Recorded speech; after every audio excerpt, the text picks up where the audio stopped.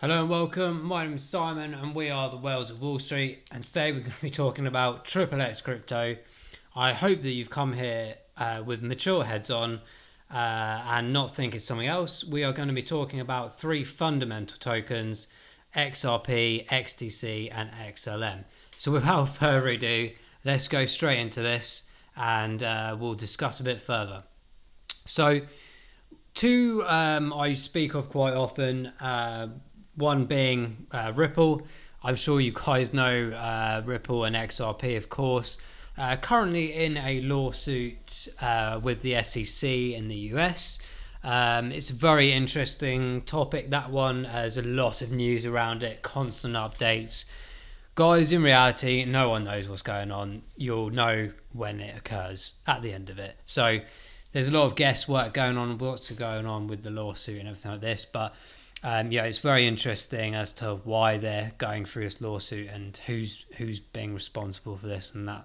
So yeah, keep an eye on that. It's going to be on for a long time. But the idea behind Ripple mainly as well is just key things about its blockchain in terms of the on-demand liquidity, which is obviously a massive thing they're trying to achieve. In terms of the tokenomics and the transactional power, they're talking about thousands upon thousands of transactions per second, costing next to nothing in terms of fees. Really sort of pushing against the likes of the traditional existing systems like Swift and the others of like Visa, etc., Bax, Chaps, and so on and so forth. So this is really trying to bridge a network of cross-border payments, where multiple institutions across the world used to have to talk to multiple intermediaries to get transactions across, which was very costly, very time-consuming. And that is trying to bridge that gap and essentially be the hub of everything moving forward. And it's not just these guys. I've mentioned the two other X's involved in this conversation. Stellar Lumens, very interesting. You may have heard of the whole Jed situation with the SEC previously. So Jed was one of the founders, if not the founder of Stellar, but he was also one of the co-founders of XRP. So he's potentially taken a lot of that knowledge and expertise that he has had across the board to his business here of Stellar Lumens. Again, very, very similar fundamental elements to this project. But it's another one that I have a very key interest in. In my opinion, Stellar's probably one of the, out of the lot, if not most of the ones that are out there in terms of crypto assets, that would perhaps be more engaged in CBDCs. So actually working alongside government's sort of CBDC programs, so central bank digital currencies. I know that they've been doing a lot of backing and integration with some of these conversations in various Federal Reserves and banking institutions across the world already. But yeah, I think out of the three, that's probably going to be one of their main focuses, as well as all the other great stuff that these guys do. And I will do an individual video on Stellar Lumens as well, of course, like I've done with Zinfan, XDC, and I will do one on Ripple as well. But yeah, in terms of everything that this is about, it's another powerhouse. For me, it's again one of the key three ones when it comes to institutional and enterprise money. Blockchains that need or require things like hybrid chains and the ability to have visibility as well as privacy, and all of these things that Stellar and Ripple and XTC can bring to the table.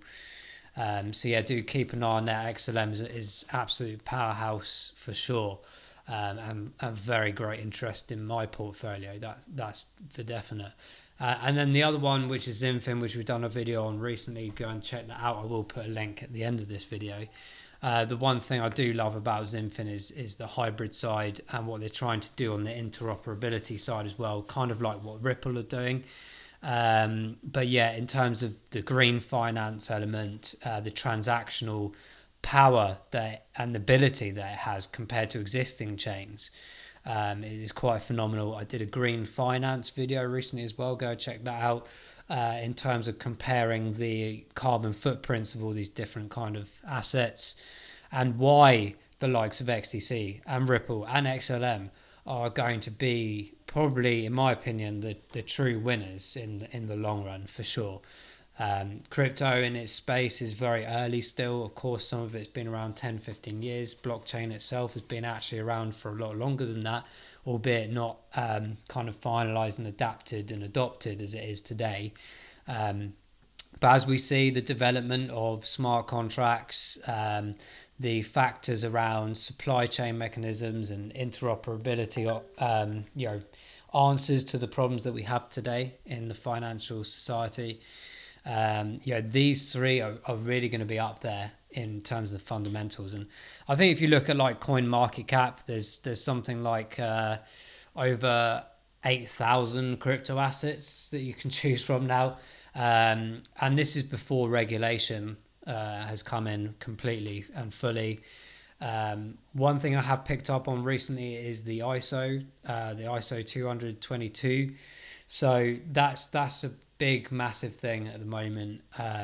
Ripple and XTC are part of that standardization already.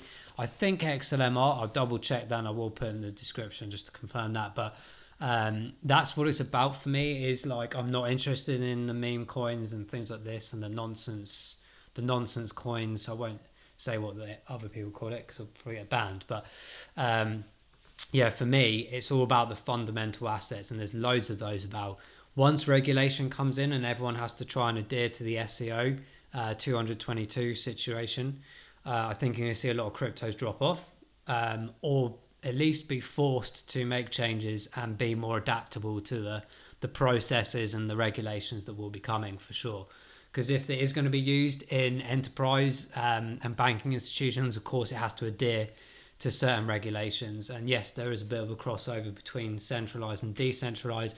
But at the end of the day, whatever happens with crypto, there has to be some kind of regulation to protect retail investors and, of course, the bigger investors, the institutional investors out there as well. It's all for everyone's benefit. But obviously, it will keep the decentralized elements for sure.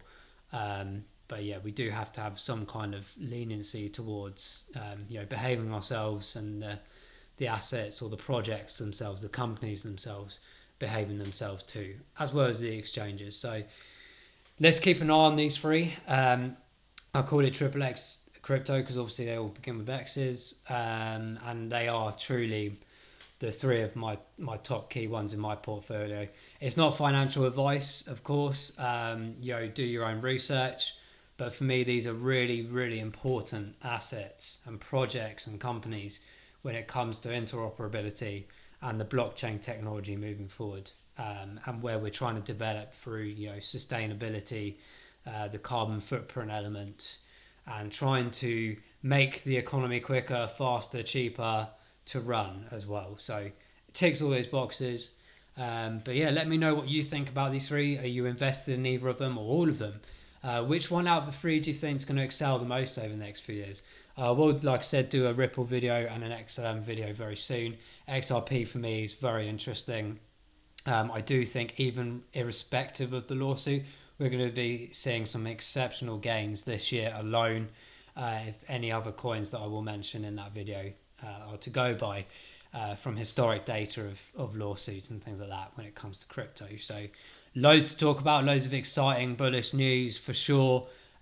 Keep an eye on these projects. And I will do an update either tomorrow or the next day.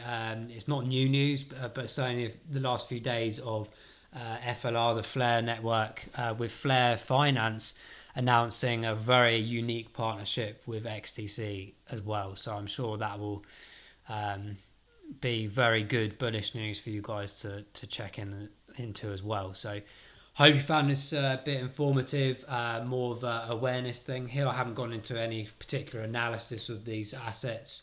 Of course, I will try and do that as we go along in the next few days. I'll keep doing updates on each of these assets individually as well, of course. But predominantly, let's catch up in a few days on one or two of these. Like I said, I hope you've enjoyed this. Please like and subscribe to the video. It really helps out our channel. We are on Twitter. We're on Telegram. Links in the description below. We'll have TikTok soon as well, which is thumbs up. And hopefully you'll meet my counterpart Steve, who's sat there on the boat in the middle there on our little logo. But hopefully, guys, you've enjoyed that, and it just leaves me to say, hope to see you on the moon. Thank you.